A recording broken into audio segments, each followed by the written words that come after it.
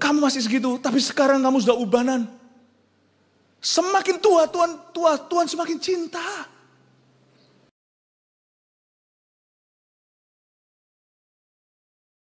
Shalom semua, apa kabar? Serasa sincia sekali lagi. Telat sebulan, tetapi kita merayakan hari ini berkat-berkat Tuhan. Dan itu tidak kenal zaman, tidak kenal bulan. Ya, mari kita sama-sama berdoa dulu sebelum mendengar firman Tuhan. Bapa di dalam sorga, kami berdoa agar Yesus dimuliakan. Kami berdoa supaya Tuhan hadir di tengah-tengah kami juga saat pembagian firman. Mohon tuntunanmu, bimbinganmu atas hambamu yang menyampaikannya. Beri kepada hambamu kekuatan, kemampuan, dan kejernihan dalam berkata-kata. Hamba berdoa agar salib Yesus ditinggikan. Roh Kudus bekerja di setiap hati yang mencerna. Hamba berdoa keselamatan terjadi, kesembuhan terjadi, pemulihan terjadi. Tuhan Yesus, singkapkan firman-Mu, sembunyikan hamba di balik salib-Mu. Dalam nama Yesus, haleluya, amin, puji Tuhan. Berikan tepuk tangan untuk Tuhan, come on. Dan juga ada orang-orang yang menyaksikan online, mungkin sedang sakit, sedang bepergian. Shalom, peace, damai sejahtera untuk kita semua.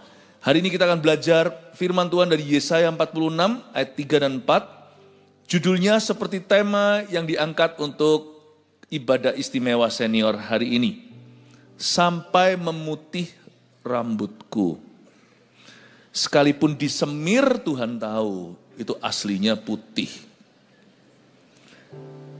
Sekalipun gundul juga Tuhan tahu itu kalau muncul warnanya putih. Sampai memutih rambutku bercerita tentang kesetiaan Tuhan kita. Yesaya 46 ayat 3 dan 4 bunyinya. Dengarkanlah aku, tunggu. Kita baca bersama-sama aja yuk. Dengan hormat saya minta semua kuku-kuku dan cici-cici di sini untuk bangkit berdiri membacanya bersama dengan saya. 2 ayat. 1, 2, 3. Dengarkanlah aku, hai kaum keturunan Yakub, hai semua orang yang masih tinggal dari keturunan Israel, hai orang-orang yang kudukung sejak dari kandungan, hai orang-orang yang kujunjung sejak dari rahim. Terus, sampai masa tuamu, aku tetap dia. Dan sampai masa putih rambutmu, aku menggendong kamu. Aku telah melakukannya dan mau menanggung kamu terus. Aku mau memikul kamu dan menyelamatkan kamu. Tolong beritahu koko dan cici yang di samping Anda, kok kelihatan tambah muda gitu ya. Silakan duduk, kita tidak berdusta, kita beriman. Kita berdoa supaya semua orang yang cinta Tuhan makin hari makin muda karena hatinya ada damai dan ada sukacita. Hati yang gembira itu adalah obat, tapi semangat yang patah buat keropos tulang. Ayat 3. Tuhan Yesus di perjanjian lama ngomong gini melalui seorang nabi, Nabi Yesaya namanya. Dengarkanlah aku. Kalau kita itu mau dengar Tuhan, nggak ngotot sama pikiran sendiri. Kalau kita nggak mau bersikukuh, pokoknya pemikiranku paling betul dan tradisi yang turun-temurun dari nenek moyangku. Kalau kita mau dengarkan firman, kita akan diberkati dan keluarga kita turun-temurun akan diberkati. Kalau saya bilang berkat, tidak selalu bicara soal materi. Saya bicara tentang 3 berkat terutama yang ada di setiap keluarga Kristen. Kasih, sukacita, dan damai sejahtera. Nggak ada damai, mau beli pakai apa? Mau uangnya segudang juga percuma. Nggak ada sukacita, apa gunanya? Orang berkata kesehatan itu harta yang paling besar. Bukan. Dia mungkin juara 2, juara 3. Keselamatan itu nomor 1. Buat apa orang sehat lalu mati suatu hari lalu habis itu masuk neraka? Buat apa kita punya segala sesuatu tapi hidup kita tanpa tujuan? Dengarkanlah aku, kata Tuhan. Kalau engkau mau hidup, dengarkan aku, kata Tuhanmu. Hai kaum keturunan Yakub, coba katakan Yakub. Saya jadi ingat Bapak Yakub. Bapak Yakub ini adalah cucunya Abraham. Abraham, Ishak dan Yakub. Bapak Yakub ini punya perjanjian sama Tuhan. Bapak Yakub itu dulu adalah maling waktu masih muda.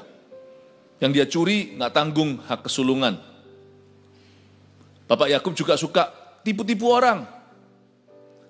Tapi Tuhan membentuknya sepanjang hidupnya. Tapi satu hal yang kita bisa pelajari dari Bapak Yakub adalah sejak masa mudanya, sejak dia ketemu Tuhan di sebuah kota bernama Betel, dia sedang pelarian. Dia lari dari keluarganya. Dan waktu dia berada di kota itu, dia tidur bukan pakai bantal, pilonya itu bulu angsa, dia tidur itu pakai batu di kepala. Dan waktu itu dia melihat tangga dalam mimpinya. Naik turun malaikat Tuhan. Kita semua pernah mimpi. Siapa pernah memimpi indah? Siapa tahu Tuhan pernah mimpiin Anda? Siapa pernah mimpi Yesus? Ada? Ada beberapa. Siapa juga pernah mimpi buruk? Kita semua pernah. Bapak Yakub dapat mimpi dari Tuhan. Dia masih muda. Dia melihat anak tangga. Malaikat jalan-jalan di situ. Dan ujungnya ada Tuhan Yesus. Dan sejak itu Bapak Yakub mengambil keputusan untuk menjadi seorang penyembah Allah yang hidup. Dia tidak memeluk sebuah agama dan dia tidak memeluk sebuah kepercayaan. Dia memutuskan untuk menjadi penyembah Tuhan. Menyembah Tuhan Allah yang hidup. Dan sekalipun jalan hidupnya tidak mudah, penuh lika-liku. Bahkan Bapak Yakub pun sempat dikerjain sama anak-anaknya. Hidup kita itu kan banyak ceritanya. Suka duka. Bedanya apa sih orang muda dan orang tua? Orang tua lebih banyak makan asam garam, itu betul. Yang bagus, yang indah, yang trauma, semua pernah dirasa. Nano-nano hidupnya. Hidupnya tidak gampang. Tetapi karena dia bersikeras untuk menyembah Allah yang hidup, bukan berhala. Di akhir hayatnya, Bapak Yakub itu bertumpu pada tongkatnya. Ini hari terakhir beliau hidup. Bertumpu pada tongkatnya dan menyembah serta berdoa kepada Tuhan yang Maha Kuasa.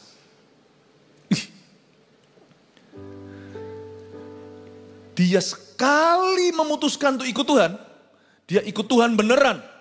Sampai akhir menutup mata. Ada ayatnya loh ini, saya tidak buat-buat. Yakub bersandar pada tongkat dan menyembah Tuhan Allah Israel. Versi modernnya hari ini kira-kira beginilah. Dulu dia muda, dia kuat. Dulu orang itu benar-benar di dalam, dia benar-benar sepak terjangnya di dunia itu luar biasa. Orang itu uletnya, mungkin itu komentar teman-temannya. Wih, orang itu orang itu sungguh-sungguh sangat-sangat teguh. Gak pernah aku lihat orang sekuat itu. Tapi suatu hari dia tua. Usia akhirnya merenggut semua kemampuannya. Pada akhir hidupnya dia hanya punya Tuhan. Dan untungnya dia tidak pernah melepaskan. Dan Tuhan tetap menggendong dia sampai akhir hayatnya. Dan Yakub menunjukkan kepada semua orang bahwa dia seorang penyembah Allah yang hidup. Dia memuji Tuhan dan berdoa. Versi hari ini itu kira-kira orang yang sudah sekarat, diranjang misalnya, tapi masih bisa nyanyi. Masih bisa nyanyi. Lagu-lagu seperti sampai akhir ku menutup mata, ku tetap setia menanti janjimu. Sampai ku dapatkan mahkota kehidupanku, ku tetap setia untuk melayanimu. Mungkin dia nyanyinya mungkin tidak bisa fasih. Mungkin lupa-lupa liriknya. Meskipun dia nyanyinya kira-kira. Tapi dia masih ingat lagu itu tentang apa. Saya pernah loh sebagai hamba Tuhan, sebagai gembala. saya itu layani orang sakit, orang sehat. Pernah juga orang yang ada tabung oksigennya gini. Dan tetap nyanyi sampai embun-embun itu terlihat pada maskernya, masker yang transparan itu. Sampai akhir ku menutup mata, ku tetap setia menanti janjimu. Sampai ku dapatkan mahkota kehidupanku, ku tetap setia untuk melayanimu. Bapak Yakub tipe orang gitu. Hanya zaman itu gak ada tabung oksigen, itu aja. Dengan terputus-putus nafasnya dia bersandar pada tongkatnya menyembah Tuhan. Beda banget dengan versi dia waktu masih muda. Kalau Anda baca ketika Yakub itu meninggalkan Laban, itu suatu cerita itu. Waktu dia pergi itu dia sama istrinya itu bawa berhala Laban. Jadi zaman dia muda itu masih pelin-pelan. Yakub dan keluarganya itu, Yakub dan istrinya, ya, suami istri ini, masih Tuhan iya, berhala iya. Pengajaran Yesus itu bagus. Baik loh Tuhan itu. Tetapi di sisi satunya, kita juga melakukan praktek-praktek yang melanggar ajaran Tuhan. Masih pelin-pelan Yakub. Meskipun dia mengambil keputusan untuk terima Tuhan, untuk sungguh-sungguh menyembah Tuhan, tapi dalam perjalanannya, dia masih belum gimana. Tapi dia makin tua, makin luar biasa. Semakin dia tua, semakin dewasa imannya. Dan sampai akhir hayatnya itu betul-betul klimaksnya. Dia tunjukkan bahwa Yakub hanya menyembah satu orang dan itu bukan orang. Dia hanya menyembah Tuhan. Saya terharu kalau memikirkan tentang Yakub ini. Meskipun hidupnya tidak sempurna ya. Orang ini tipe orang yang, ini bukan orang yang baik-baik sebenarnya. Apalagi orang benar. Tetapi peduli amat kita dulu seperti apa. Yang penting sekarang kita ngikut Tuhan. Yang penting mulai hari ini kita menyembah Tuhan. Yang penting mulai detik ini Tuhan akan sempurnakan iman kita.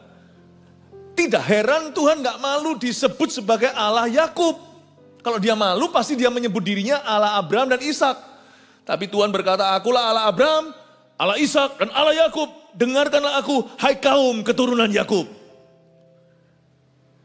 Tuhan itu memelihara orang-orang yang menyembah dia. Tuhan itu setia pada umatnya. Dan Tuhan tidak pernah menelantarkan anak-anaknya. Pilih hari ini, seperti tadi cerita, 3 generasi, siapa yang kita layani? Yosua berkata, di masa tuanya itu juga, Yosua di masa tuanya bukan waktu gagah perang, menang lawan Yeriko, lawan kota-kota Kanaan. Yosua pada waktu sudah menjadi kakek-kakek, dia berkata di hadapan anak cucu cicitnya, dia berbunyi begini, as for me and my house, dalam bahasa Inggrisnya, tetapi aku dan seisi rumah tanggaku dan semua keluargaku turun-temurun sampai buyut semua. Kami, wah ada gemanya lagi. Kami,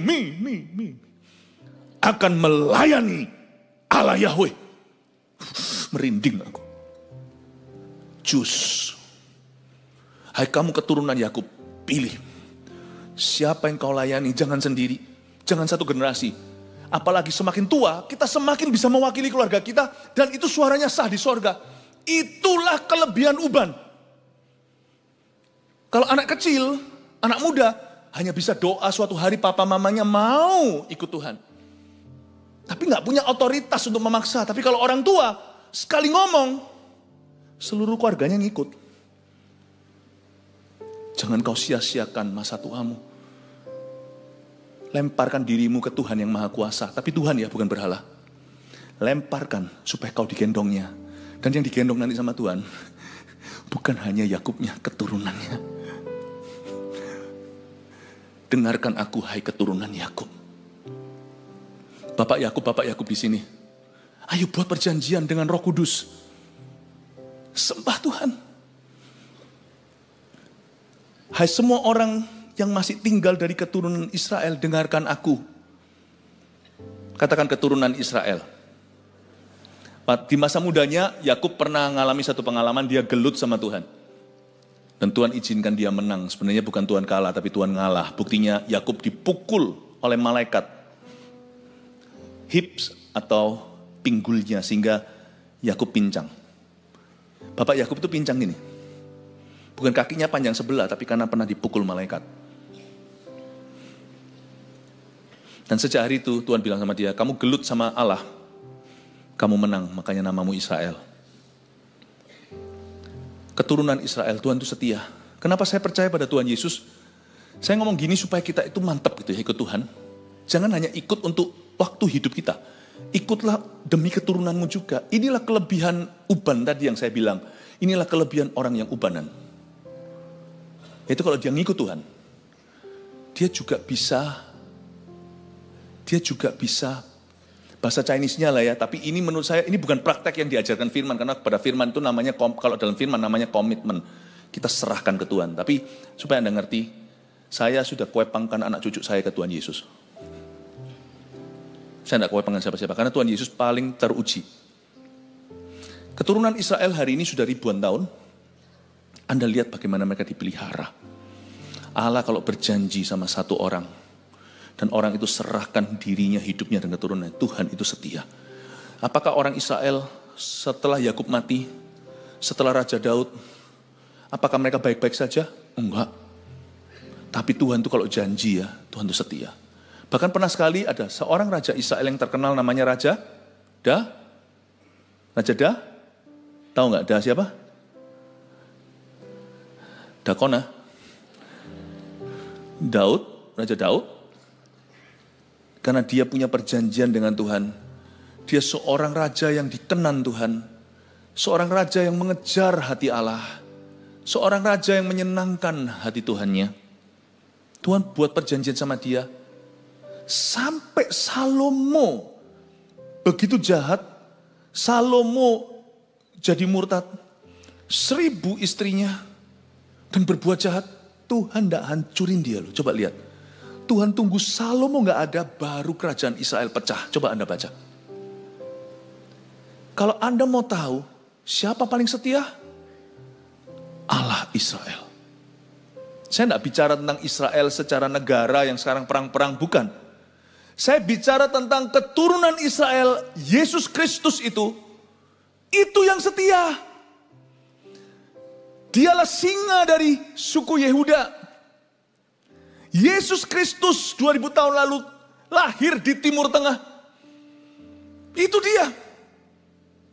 Dialah firman, dan pada mulanya sejak sebelum Adam dan Hawa, pada mulanya adalah firman, dan firman itu bersama dengan Allah. Firman itu adalah Allah. Lalu dia nantinya menjelma sebagai manusia, tinggal di antara ciptaannya, namun mereka menolak dia karena manusia lebih suka kegelapan. Tapi barang siapa yang menerima dia, Yohanes 1 ayat 12, diberinya kuasa, nya di sini N huruf besar, yaitu Tuhan, untuk menjadi anak-anak Allah. Barang siapa yang percaya kepada Yesus, Yesus ini Tuhan. Dia menjelma sebagai manusia, menyelamatkan pendosa-pendosa seperti Anda dan saya, dan keluarga kita yang berantakan itu Tuhan mau pulihkan. Tuhan gak berniat hanya membawa kita ke sorga, tapi juga menyelamatkan seisi rumah tangga kita. Karena ada ayat berkata, barang siapa percaya kepada Tuhan, ia diselamatkan, ia dan seisi keluarganya. Tapi bukan hanya Tuhan mau bawa kita suatu hari ke sorga, nama kita tertulis dalam kitab keselamatan atau kitab kehidupan. Tapi Tuhan juga rindu memulihkan keluarga kita di atas muka bumi ini. Gak usah nunggu sampai ke sorga. Pulih. Yesus ini loh. Dia datang sebagai manusia untuk menyelamatkan kita, para penyembah berhala ini. Yang kira di balik batu ada rohnya. Yang kita mengira di balik buatan tangan manusia ada Tuhannya. Masa Tuhan mau? Sorry ya, misalnya kayak pakai bahasa manusia. Misalnya sana konglomerat.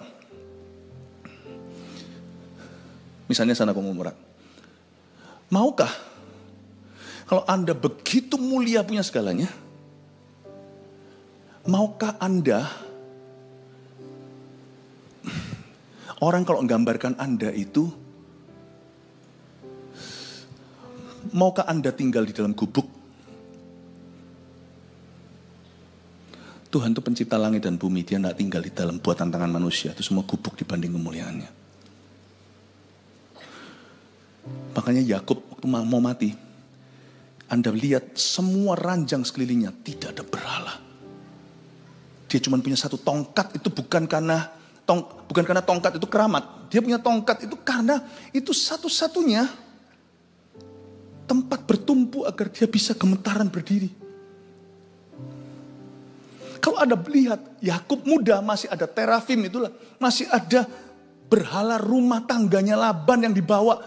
Tapi waktu dia tua, Anda saksikan tidak ada satupun wujud berhala apa-apa di dalam dirinya. Berhala yang bukan buatan tangan manusia, tapi apa yang kau utamakan di dalam hatimu lebih dari Tuhanmu. Dan termasuk berhala yang berwujud sekalian tidak dapat ditemukan dalam diri seorang Bapak Yakub. Dia bertumpu pada tongkatnya, gemetaran hanya untuk menyembah Tuhannya. Saya rasa ini tujuan hidup setiap kita waktu menua. Supaya pada akhirnya saya juga, suatu hari, waktu giliran saya mau Tuhan dan sorga menyaksikan bahwa di dalamku tidak ada yang lainnya kecuali Yesus. Saya mau naik suatu hari ke sorga, bersih, ready. Dan saya ingin meninggalkan warisan iman demikian pada anak cucu. Itu Yakub, saya jelaskan, Israel, keturunan Israel. Allah Israel itu begitu setia. Sampai ribuan keturunan dipelihara hanya karena Tuhan punya perjanjian dengan Abraham. Saya tidak akan kuepangkan anak saya ke siapa-siapa. Yang lainnya belum teruji. Ke Yesus only. Hanya ke Yesus. Kenapa? Karena Yesus sudah membuktikan sejak ciptaan. Bahwa tidak ada janjinya gugur ke tanah. Dia yang berjanji selalu setia. Saya dorong Anda untuk mendorong anak cucu Anda untuk menyembah Tuhan. Untuk memuji Tuhan. Untuk mencari Tuhan. Amin Bapak Ibu Saudara. Lanjut lagi ya. Kita lihat ayat 4. Sampai masa tuamu aku tetap dia. Dan sampai masa putih rambutmu aku menggendong kamu. Ini luar biasa. Tadi kok saya lompat ya ayat 3b, belum saya baca. Baca lagi balik ayat 3b. Hai orang-orang yang kudukung sejak dari kandungan. Kita semua tahu bahwa hari ini kita bisa jadi orang, jadi manusia. Itu karena di dalam kandungan mama kita, Tuhan mendukung kita. Teknologi hari ini pengetahuan sudah luar biasa. Jadi anak-anak kecil, anak muda pun tahu bagaimana kejadian seorang manusia. Dari sekian banyak kehidupan dalam diri seorang laki-laki atau namanya sperma, hanya satu yang nempel ke indung telur itu.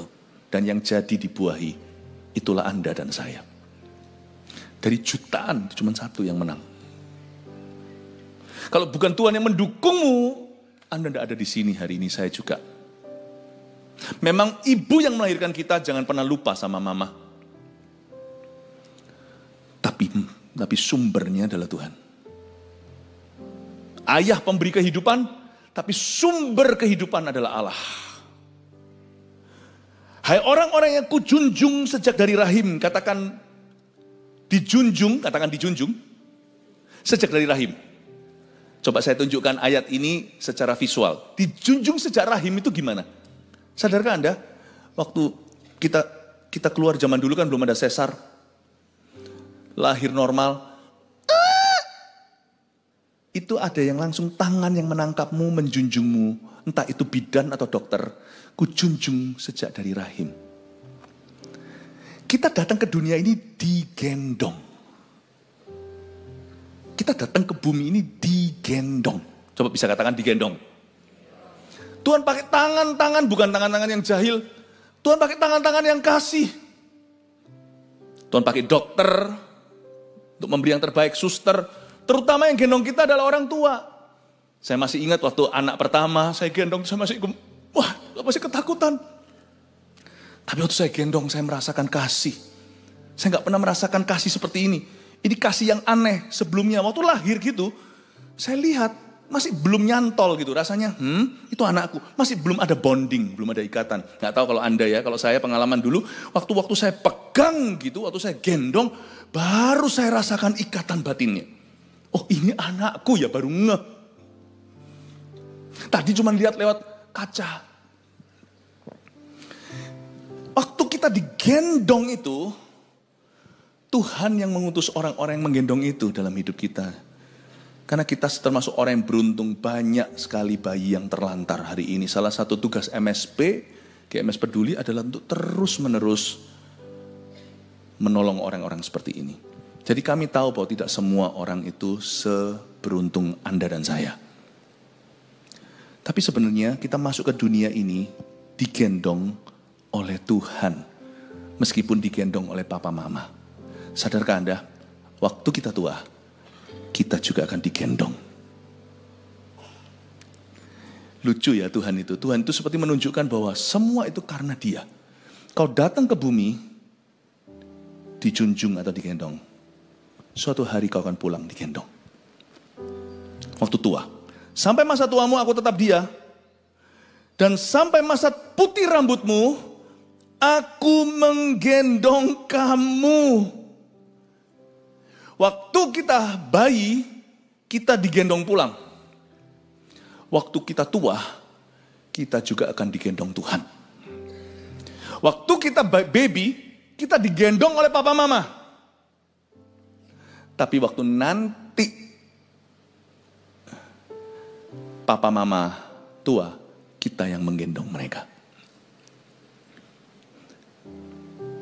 Kujunjung kau sejak dari rahim. Kita digendong oleh orang tua kita. Kita digendong oleh Allah. Dan nanti orang tua ketika sudah menjadi sangat tua, kita akan digendong oleh anak-anak kita yang dulu waktu mereka bayi, kita yang menggendong mereka. Nanti mereka yang gendong kita. Tuhan itu melalui anak-anak kita suatu hari akan menggendong kita. Tuhan ngomong gini sama di ayat 4, sampai masa tuamu aku tetap Dia. Kamu berubah, Tuhan ngomong gini sama kita. Aku Tuhan tidak akan pernah berubah. Kamu menua, kata Tuhan Yesus. Aku tidak menua. Akulah Alfa dan Omega, yang pertama dan terakhir. Kekuatanmu merosot, aku tetap kuat. Segala kuasa adalah milik Tuhan. Sampai masa tuamu, kamu berubah. Tapi sampai masa tuamu, aku tetap Dia. Makanya orang ikut Yesus itu, Tuhan gak pernah berubah. Sampai masa putih rambutmu, aku menggendong kamu. Aku telah melakukannya dan mau menanggung kamu terus. Kalimat ini penting sekali untuk kita cerna.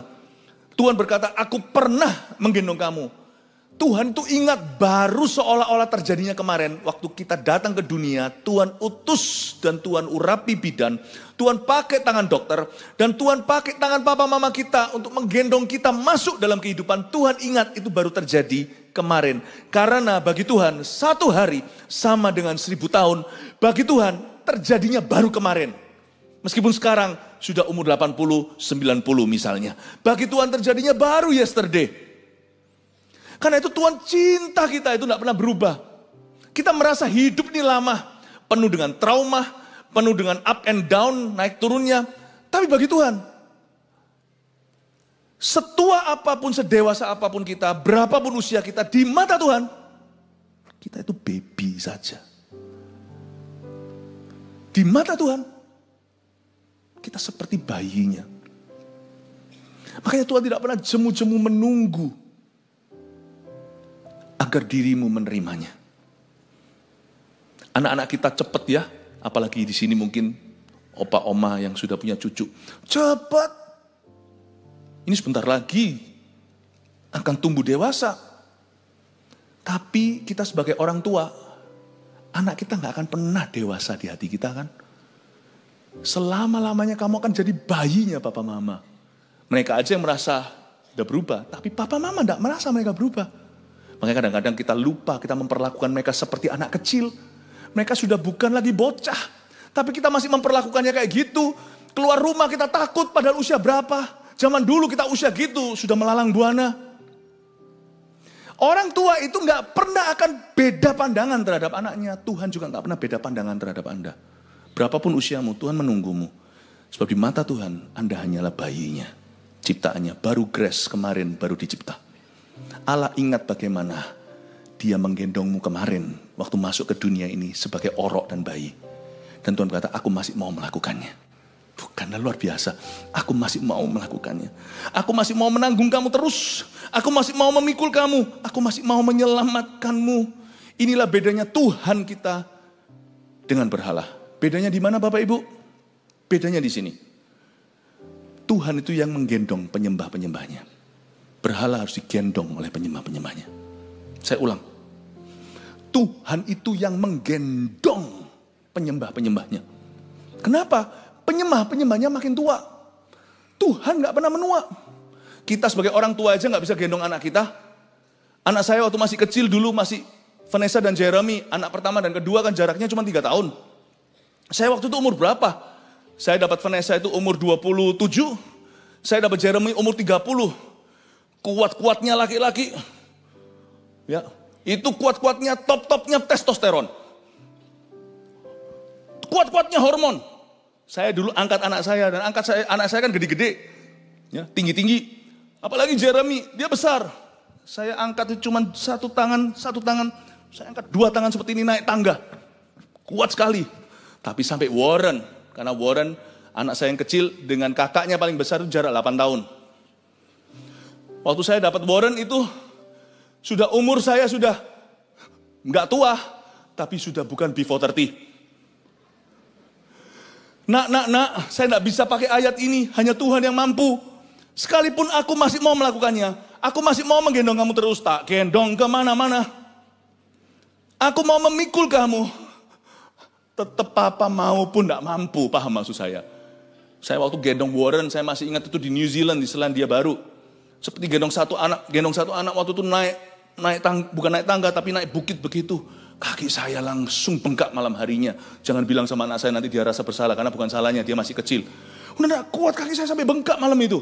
Lutut saya, aku mau gendong kamu, tapi aku gak bisa terus melakukannya. Ayat ini hanya bisa digenapi oleh Tuhan. Karena tahu gak? Tuhan lawan penyembahnya menua, yang disembah gak tua-tua. Makanya sembah Tuhan itu paling enak. Karena Tuhan kita gak pernah luntur. Tuhan kita gak pernah turun kualitas, gak pernah turun mesin. Karena Allah kita itu hidup. Tidak perlu dirawat, tidak perlu dipoles, tidak perlu dilap, tidak perlu didebu-debu. Allah kita hidup, kita gak bisa debu-debu dia. Paling-paling yang butuh nanti sesuatu, ya kita dan Anda dan saya. Seperti Bapak Yakub, butuh tongkat, bukan sebagai keramat, bukan sebagai jimat. Butuh tongkat, cuma untuk berdiri, untuk bisa menyembah. Kita tidak butuh apa-apa untuk menyembah Tuhan. Hanya butuh hati saja dan percaya. Nyembah Tuhan itu paling enak. Dia maha kuat dan dia tidak pernah turun mesin. Aku mau melakukannya. Aku mau menanggung kamu terus. Aku mau pikul kamu. Aku mau menyelamatkan kamu. Luar biasa Tuhan bilang, tunjukkan niat hatinya. Tuhan tuh sangat terbeban atas hidup anak-anaknya. Tuhan bilang, nak, dulu kamu menyembah aku. Waktu kamu masih umur lucu, masih belasan, masih kemerah-merahan. Masih seperti tadi itu loh. Tadi loh, opa. Tadi yang glitter itu. Kamu masih segitu, tapi sekarang kamu sudah ubanan. Semakin tua, Tuhan semakin cinta. Bayangin Tuhan yang gak menua, lihat Anda menua, menyembahnya. Itu gak cinta apa? Coba bayangkan. Saya aja sama-sama menua waktu saya lihat istri saya. Istri saya masih muda, saya yang kelihatan tua. Kemana-mana pergi selalu orang komentar gini, wah Pastor Philip, wah sudah putih semua rambutnya ya. Lalu kalau lihat istri saya, Bu, apa namanya, Cik, kok awet muda? Nggak fair. Yang saya di-highlight ubannya. Tapi ya nggak apa-apa, saya senang demi istri saya. Tapi kalau saya lihat istri saya, misalnya foto-foto kita lama, tetap cantik. Tapi tentunya, waktu saya kenal sama istri itu masih remaja. Istri saya kita masih remaja. Saya lihat foto-foto itu, saya lihat dia. Bagaimana kita berjuang sama-sama puluhan tahun bangun sesuatu, bangun hidup kita. Saya lihat dia menua bersama dengan saya. Saya semakin cinta. Cintanya bukan seperti cinta anak muda Valentine-an itu, bukan. Cintanya itu lebih cinta kayak cinta kasih. Kayak aku suruh lahir lagi dan lagi. Tetap di seluruh dunia ini kau ku cari untuk jadikan istriku. Tetap aku akan mencarimu. Tak tunggu lagi sama saya. Saya sama-sama menua aja, tambah cinta. Melihatnya saya tambah cinta. Coba bayangin Tuhan yang gak menua di sisi dia yang disembah itu gak tua-tua.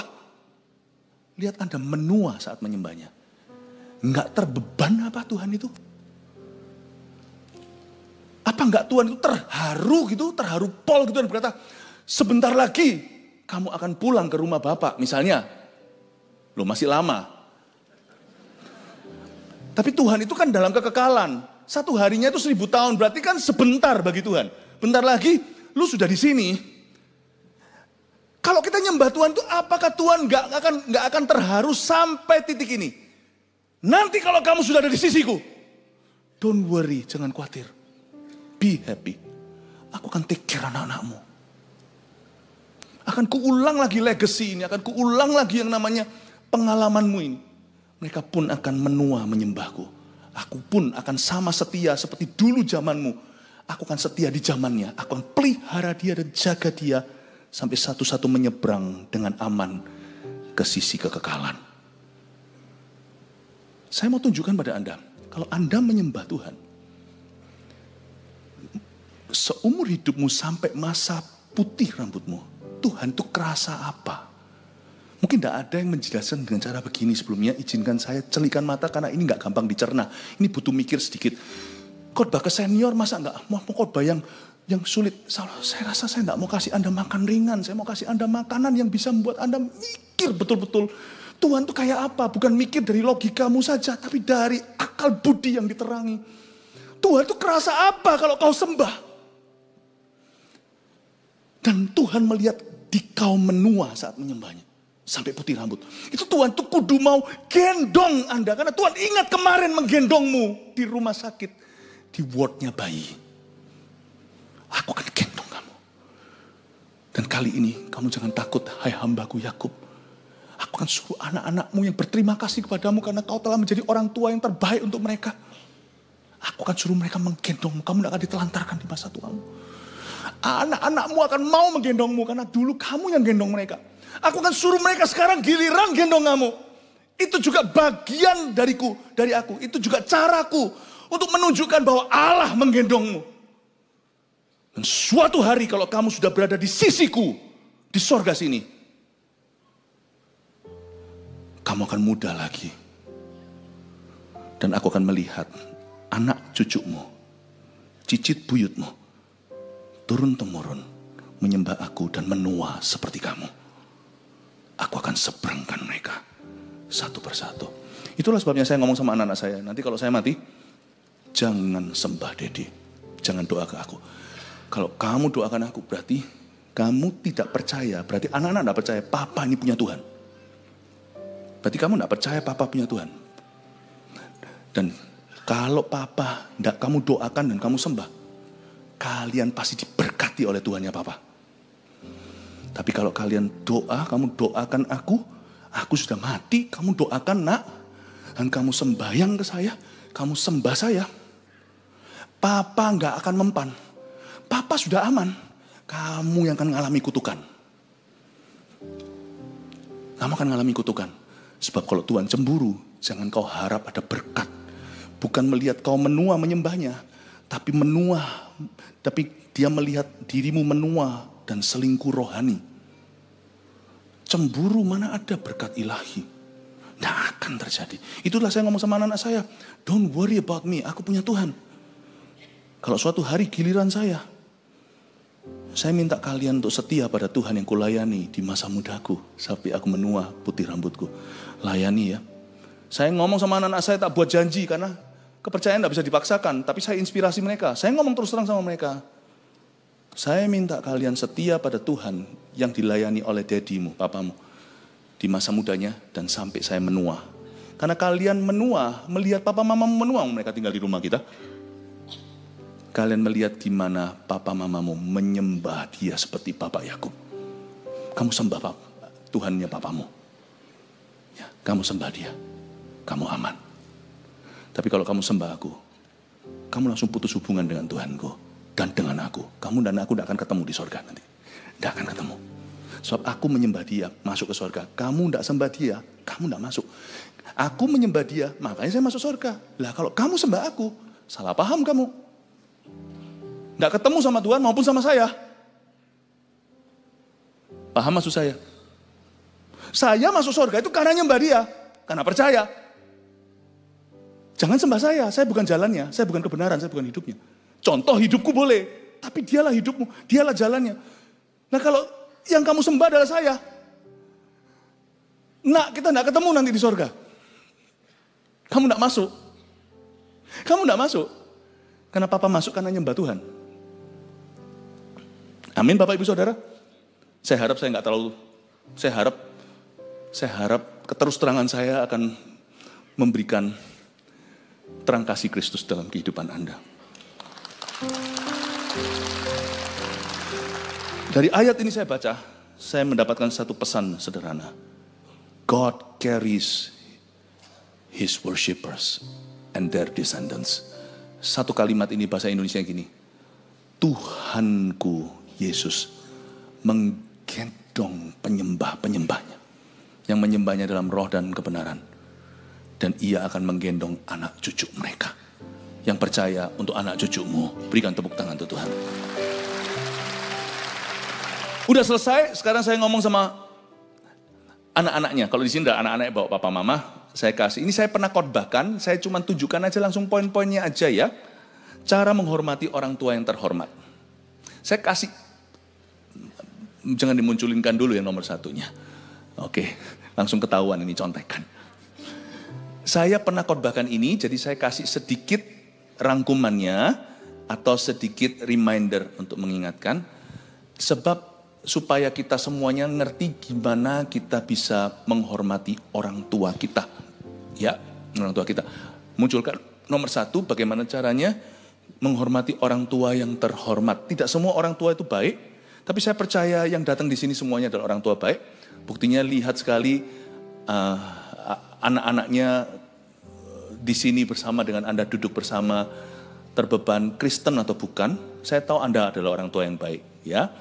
Jadi cara menghormati orang tua yang baik atau yang terhormat adalah satu, ekspresikan cinta. Ini bisa Anda lakukan. Please jangan terlalu kaku, sekalipun kita ini semuanya tradisi Asia.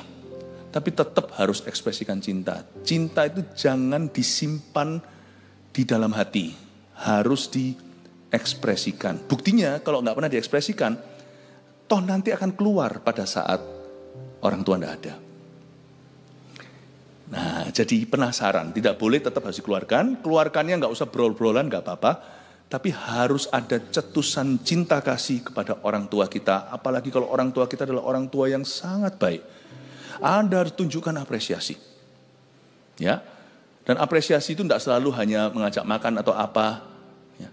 Mendoakan apa. Tetap harus ada, meskipun mungkin nggak ngeri seperti orang bule, orang barat itu kan lebih gampang terus terang ya. I love you gitu ya. I love you Pak, I love you Daddy, itu lebih gampang. Kita mungkin lebih susah. Pakai cara lain tapi jangan terlalu terselubung. Sampai orang tua enggak tahu sungguhan tah. Saking enggak taunya. Ya kan, tapi Pastor Philip bahasa kasih kok bukan itu. Kalau aku cinta sama orang tua aku ajak makan. Ya ajak makan, ngerti. Tapi tetap harus ada sesuatu kayak Anda peluk kayak. Peluk gak usah yang lama-lama gitu. Mungkin Anda mungkin kaku, mungkin peluk cuma 2 detik kan ya gak apa-apa. Lalu habis itu lari, masukkan kepala di bawah selimut, gak apa-apa. tetap ekspresikan, karena tetap gimana pun juga manusia tidak terbuat dari oli tapi perasaan.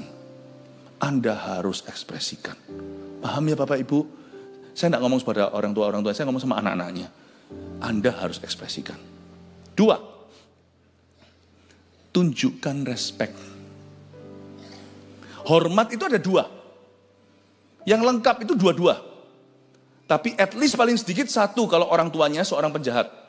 Ada orang tua yang jahat memang di dunia ini kan memang dunia ini benar-benar kita ini tinggal di dunia dan zaman yang edan, itu sungguhan. Ada orang tua yang sampai melecehkan, mungkin tidak ada di sini ya. Di sana itu banyak di mana-mana yang melecehkan anaknya. Ada pula saya pernah tangani kasus di mana bukan di sini lagi, di luar negeri, orang tuanya jual anaknya. Aduh, itu ngeri. Kok bisa ya? Saking bejatnya manusia itu sampai pada taraf di mana kasih ibu pun sekarang itu tidak tentu. Kalau dosa masuk, setan berkuasa, apapun jadi, ngeri. Ya, jadi dengan orang tua yang jahat pun kita tetap harus honor, harus condong, harus hormat, tidak boleh kurang ajar. Tapi respect itu harus dimenangkan. Respect itu karena respect itu di dalam kata respect itu ada namanya kagum. Inspirasi. Respect itu kayak ada cinta yang keluar dari hati yang bukan obligasi terpaksa. Atau karena perintah Allah, sebuah keharusan belaka, bukan. Tapi keluar dari hati yang ingin membalas kasihnya. Itu respect, gak cuma honor. Gak cuma honor. Nah, pada orang tua yang terhormat, yang baik, yang bertanggung jawab, Kristen atau bukan, teologi mereka tentang Allah, pengetahuannya, praktek-prakteknya mungkin bisa salah dan melanggar firman. Tapi kalau mereka sungguh-sungguh menjadi orang tua yang terbaik yang mereka sudah usahakan untuk memelihara, membesarkanmu, melindungimu, jangan lihat agamanya dulu. Respect dulu. Kasih respect sekalipun mungkin sekarang setelah dewasa Anda tahu, dan Anda tidak mau ikut-ikutan dengan caranya, meskipun ada perbedaan, tetapi respect itu harus. Tunjukkan respect, itu penting sekali. Dengan berbagai macam cara. Dengan mungkin tidak berbicara yang buruk tentang mereka. Tidak kasar. Kalau bisa nih di Surabaya, jangan ngokuan sama mereka. Ya. Kita semua tahu di dalam misalnya budaya Jawa ada kerama inggilnya kok. Bahasa Chinese juga ada. Anda, kamu, ni, itu ada bawahnya kasih hati sin itu ning. Enggak boleh kita itu melakukan tindakan maupun perkataan yang kasar. Mereka bukan sebayamu. Peduli amat kalau semuanya sana orang berhasil di masyarakat, pendeta bahkan. Respect tetap. Anda tetap adalah anak atau cucu. Tunjukkan respect. 3, harus mau tahu dunia mereka. Kenali dunia mereka. Mau tahu dunia mereka, jangan cuek. Lalu 4, bantu keperluan mereka. Tentunya tidak semua orang punya kemampuan. Jadi misalnya kalau demi membahagiakan papa mama, Anda pakai pinjaman bank yang untuk modal kerja, itu juga salah. Karena itu bukan uangmu, itu termasuk mencuri. Apalagi pakai pinjaman online untuk dikasih orang tua dulu, itu nggak mencuci. Kita nggak bisa pakai sesuatu yang salah, berikan kepada orang tua atau kepada Tuhan. Nggak boleh. Ini juga berlaku untuk persepuluhan dan sebagainya. Oh no, tidak dibenarkan. Tolong bijaksana. Tetapi kalau Anda punya kemampuan, sedikit atau banyak, sesuaikan. Tapi belajar untuk membantu keperluan mereka. Itulah sebabnya orang tua, alangkah baiknya dari sisi orang tua, saya ingin memberi saran. Kalau bisa belum terlambat, desain hidupmu demikian rupa, supaya suatu hari kita tidak menjadi beban buat anak cucu kita. Itu penting, makanya itu orang tua, sekarang kita yang masih muda ini punya anak, kita belum telat, karena kita masih usianya setengah baya. Jangan wariskan hutang pada anak cucumu. Demi mengejar kaya raya, ke seluruh demi jadi konglomerat, Anda resikokan anak Anda melarat.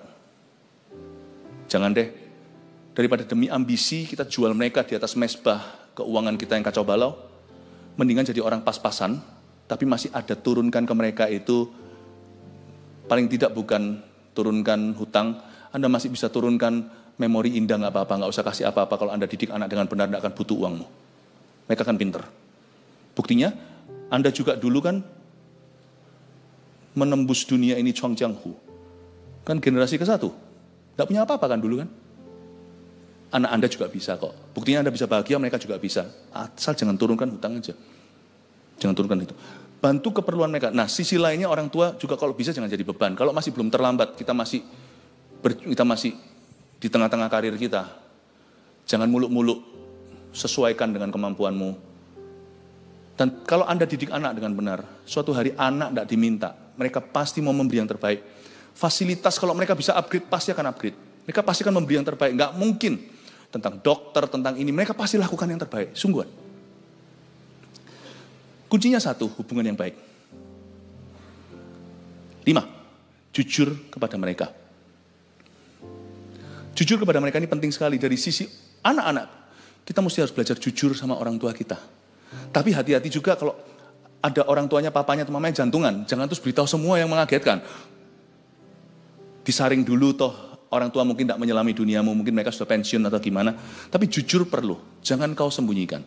Orang tua sebaliknya juga harus bisa pegang rahasia setiap anaknya. Harus bisa. Karena orang tua juga bisa membuat keruh. Jujur pada mereka.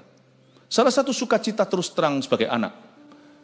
Waktu kita masih muda, waktu masih kecil, kita cerita semua kepada papa mama. Waktu kita remaja, kita sembunyikan. Apa yang membuat seseorang itu sungguh-sungguh dewasa? Ini loh, anak yang dewasa. Mereka akan merindukan kembali, seperti anak kecil, cerita segala-galanya kepada papa mamanya. Pukulan terbesar dalam diri seorang anak adalah bukan hanya orang tuanya meninggal. Itu pukulan yang terbesar. Sampai kapanpun anak yang punya hubungan baik dengan orang tuanya tidak akan pernah ready untuk hari itu. Tidak akan pernah siap. Tapi ketika seorang tua memorinya berkurang, itu pukulan yang dahsyat. Anak akan selalu memimpi-mimpikan, bahkan dibawa ke dalam mimpi mungkin. Bisa ngobrol-ngobrol lagi sama papanya atau sama mamanya. Seperti zaman dulu kala. Beritahu sama anak-anakmu. Kalau Anda sekarang adalah generasi kedua, orang tuanya sekarang yang senior, beritahu pada anak-anak Anda. Untuk mereka itu, hargai waktu yang ada, sekarang waktunya cerita. Jangan tunggu sampai papa mama tua. Don't worry, Anda tidak usah ngomong deh, biar saya aja pendetamu. Besok saya ketemu dengan anak cucu-cucu Anda. Besok pagi jam 9 saya sudah ada di gereja lagi. Besok ada Bible Study, Eagle Kids. Saya nanti akan ngomong sama mereka. Ya, Anda pokoknya siap aja untuk pegang rahasia, siap untuk jadi bijaksana. 5, sudah ya jujur pada mereka. 6, minta opini mereka. Jangan kau remehkan, papa tahu apa. Jangan pernah berkata mama sudah tua. Minta opini mereka karena Allah bicara di dalam hati. Bukan papa mama yang fasih lidah, papa mama yang peduli. Apalagi kalau orang tuanya takut akan Tuhan. Tapi yang kasihan adalah kalau orang tuanya mengajak orang itu untuk menyembah berhala anaknya. Ngapain kita sebagai orang tua mau membinasakan anak kita? Menurut saya kalau kita yang masih belum kenal Tuhan, kita ikut deh imannya anak-anak kita. Hari terindah dalam kehidupan seorang anak adalah ketika lihat orang tuanya. Jikalau dia bukan orang Kristen generasi kedua, dia bukan lahir di keluarga Kristen. Hari terindah adalah bagi seorang anak yang sudah diselamatkan melihat papa mamanya terima Tuhan. Itu hari terbesar. Sungguhan, itu sukacita tertinggi. Saya harap hari ini adalah harinya buat sebagian Anda. 7, luangkan waktu dengan mereka. Itu dia. Ya, harus luangkan waktu, sesibuk apapun juga. Ada orang-orang tertentu yang kurang sibuk. Ada orang-orang tertentu yang sibuknya setengah mati-mati berdiri. Tetap mesti luangkan waktu dengan mereka. 7 ini tolong difoto.